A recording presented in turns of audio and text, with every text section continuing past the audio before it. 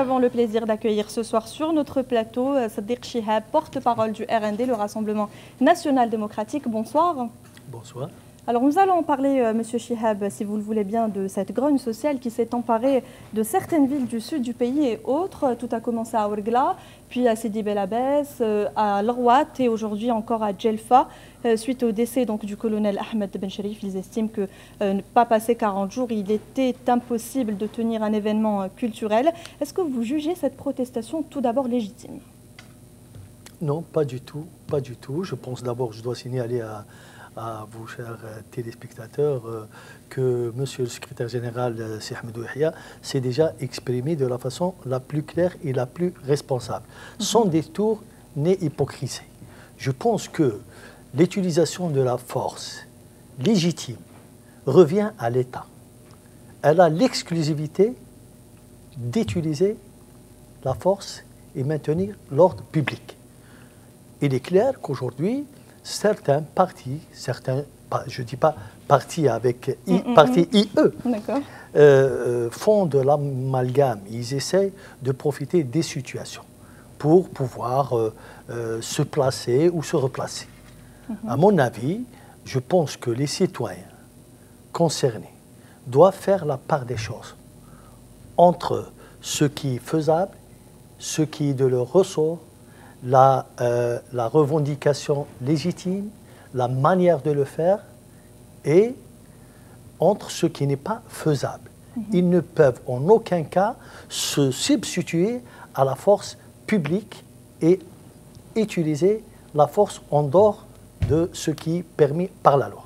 Vous le disiez il y a un instant, Ahmedou Yahya, sous sa casquette partisane, justement, il avait été interpellé au sujet de ce mouvement de protestation. Il avait déclaré une fois lors d'une rencontre avec le MSP que le problème du chômage, car ça revient souvent lors de ces protestations, existe d'Ingizem jusqu'à Lucendé.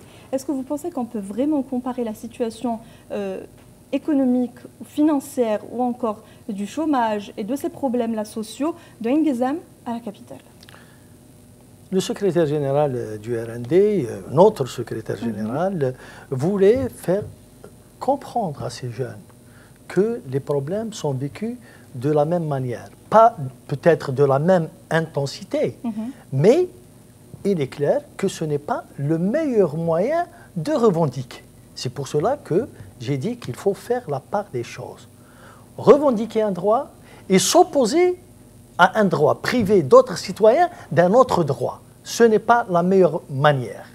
Et je pense que le secrétaire général, sans détour, sans hypocrisie, il a mis le doigt sur la plaie en tant que responsable. On ne peut pas continuer comme ça. Force est à l'État. On n'a pas à s'interposer ou à s'opposer à une quelconque activité au risque d'en priver d'autres citoyens. Et tout le monde sait que la liberté des uns s'arrête là où celle des autres commence. Exactement. Voilà. Et une autre déclaration cette fois-ci qui a fait un petit peu plus de buzz, toujours la déclaration d'Ahmedou Yahya lors d'une autre rencontre avec le parti TEJ. Là, il avait justement réagi à ça. Il avait dit que de tels agissements sont passibles de prison. Je vous propose d'aller écouter sa déclaration. On revient juste après pour en débattre. صحيح كلام غريب في سوق السياسة اللي مايل للشعبوية والنفاق يجب أن تقال الأشياء وتسمى بأسمائها. Moi, je veux parler aujourd'hui de ce populisme qui encourage l'hypocrisie. Il faut que des choses soient dites. C'est de leur droit de revendiquer des choses. Mais s'ils avaient agi de la sorte, dans d'autres pays, ils auraient été emprisonnés. Ici, en Algérie, on a été plutôt clément. Après, on accuse un mouvement politique quelconque d'être derrière ces agissements. À Sidi Bel Abbès, par exemple, 30 personnes ont protesté, des mesures ont été prises et le festival a bien eu lieu. Ces festivals, c'est pour l'intérêt des responsables? Non, c'est pour l'intérêt du citoyen. Pourquoi les en priver? Il faut qu'ils s'amusent. J'appelle cela un désordre.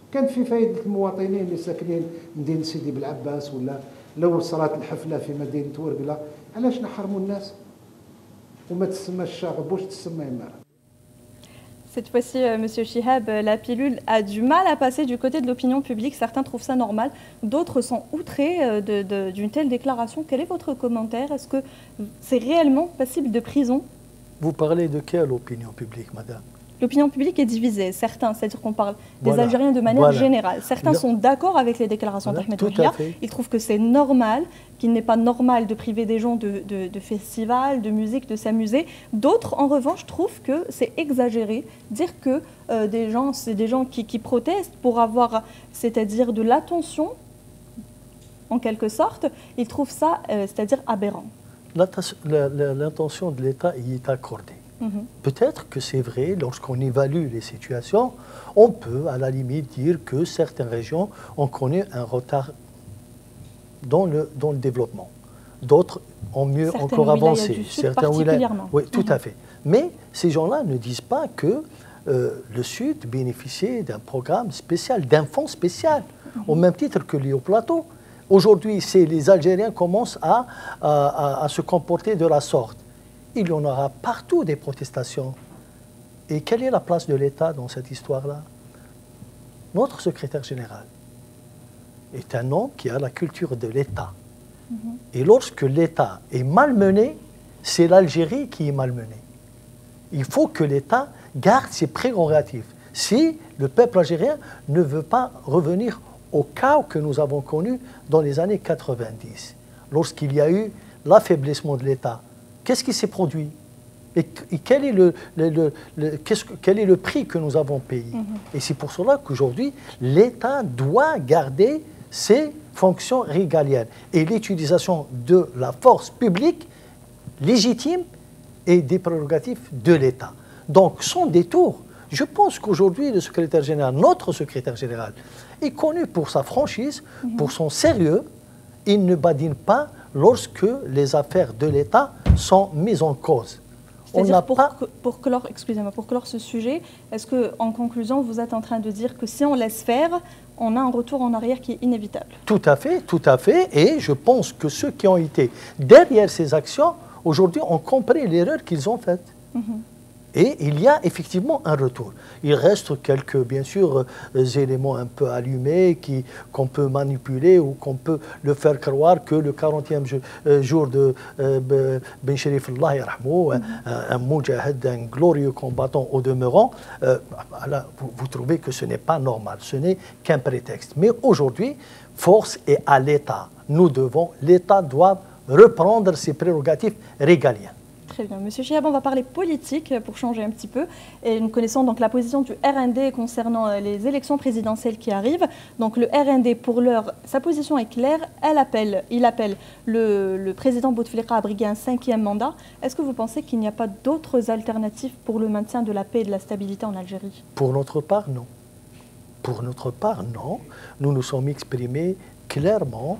Et les instances, après consultation des instances du parti, et nous avons fait l'annonce au niveau du Conseil national, l'instance suprême du parti.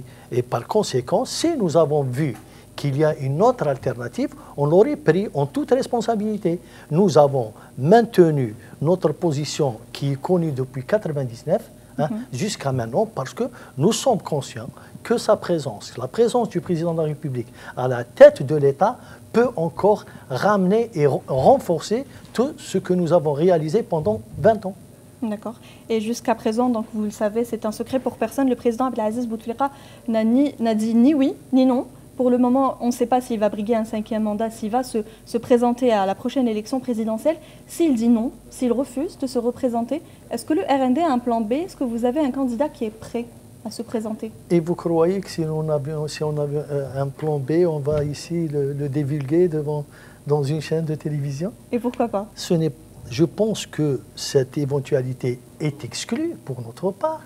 C'est le président, je pense, tel qu'on le connaît, tel qu'on a l'habitude de travailler avec lui, il ne sera pas insensible à l'appel des Algériennes et des Algériens pour briguer. Donc pour continuer sa mission, et par conséquent, l'éventualité qui ne répond pas favorablement est pratiquement exclue pour nous. C'est-à-dire que vous n'avez pas de plan B. Si le président Abdelaziz Bouteflika ne se représente pas... Madame, c'est trop un peu ambitieux de votre part de vouloir faire me faire dire quelque chose. D'abord, je ne suis pas en mesure de connaître qu'il y a un plan B, ça relève de la haute autorité.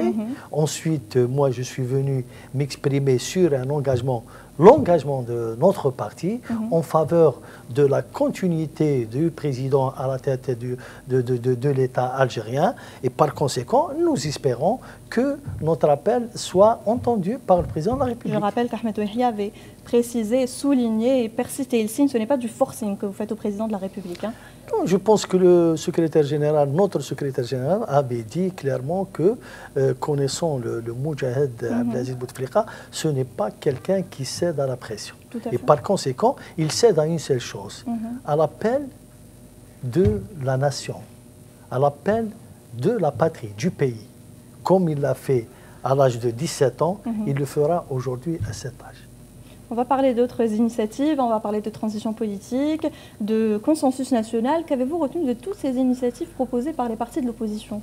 C'est une bonne chose que les partis s'activent, fassent des propositions. Cela veut dire que la classe politique nationale est à l'écoute, elle s'intéresse, elle prend à cœur les problèmes de l'Algérie, elle veut y participer. Nous les avons accueillis favorablement, enfin à cœur ouvert ces initiatives. On en a débattu avec nos amis de Hamas, avec nos amis d'Elbina, et avec d'autres formations comme TEDJ et ainsi de suite.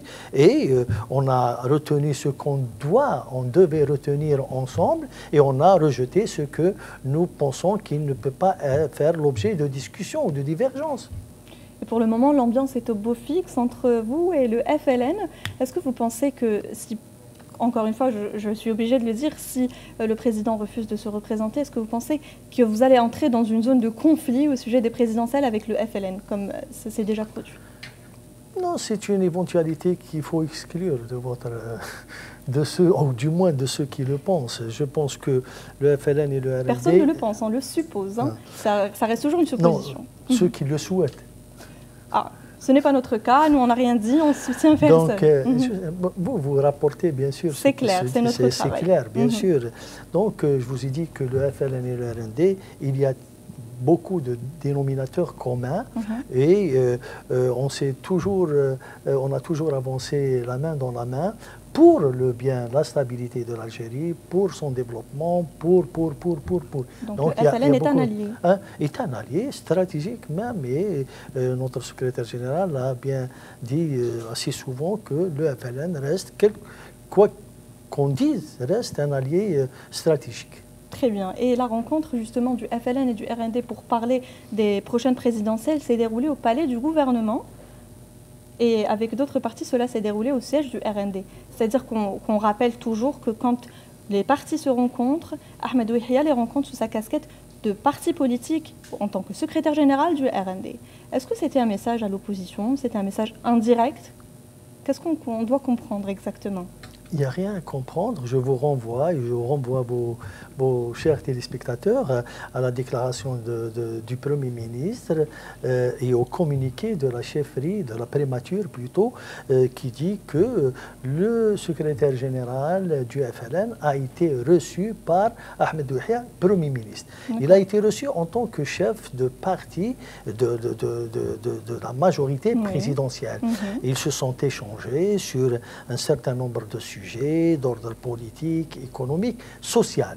Et le Premier ministre lui-même a dit que, et il a pris l'opinion publique à témoin, parce que c'est une déclaration aux médias, public, donc, qu'il avait emprunté les locaux de la chefferie ou de la primature pour un instant, afin de discuter de quelques sujets partisans.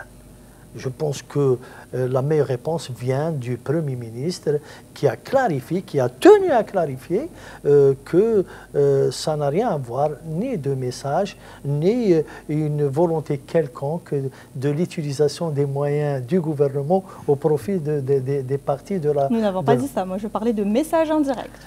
Non, je pense que le message...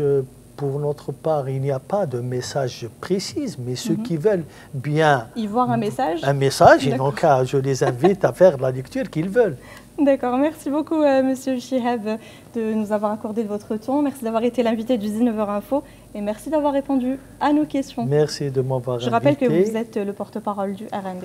Si vous me permettez, Bien au nom sûr. du secrétaire général, au nom de la direction politique, des militantes et des militants, je souhaite aux Algériens Aïd Mabrouk, Kul Aam Votre caméra est وهما là, vous pouvez leur بخير. parler. Très bien. كل عام وانتم بخير، تعيدوا بالصحة والهنا وبلادنا بخير في أمان واستقرار، وإن شاء الله الأعوام اللي يجيو دائما خير من الأعوام اللي يروحوا، وكل عام وانتم بخير، صحة عيدكم. Merci beaucoup Monsieur Chihab, bonne fête à vous aussi, à tous vos proches et à tous les militants du RND et au secrétaire général du RND. Merci.